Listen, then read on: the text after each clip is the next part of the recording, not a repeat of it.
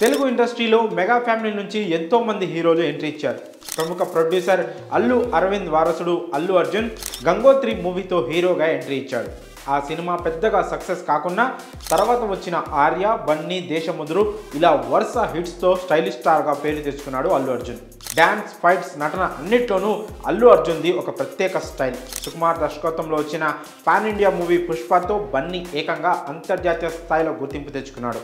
Pushpa mania ఇంకా కొనసాగుతూనే ఉంది. ప్రస్తుతం పుష్ప 2 మూవీ షూటింగ్లో బిజీగా ఉన్నాడు బన్నీ.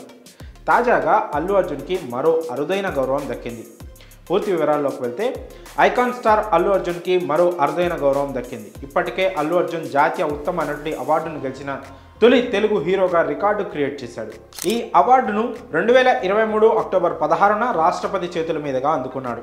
సుకుమార్ దర్శకత్వంలో పుష్ప మూవీలో నటించాడు. ఈ మూవీ బన్నీకి first pan India movie. Pushpa జాతీయ స్థాయిలోనే కాదు అంతర్జాతీయ స్థాయిలో విపరీతమైన క్రేజ్ దక్కించుకుంది. రష్యా, యుఎస్ఏ, గల్ఫ్, ఆస్ట్రేలియా, యూకేలతో పాటు పలు దేశాల్లో రిలీజ్ అయి సెన్సేషన్ క్రియేట్ చేసింది.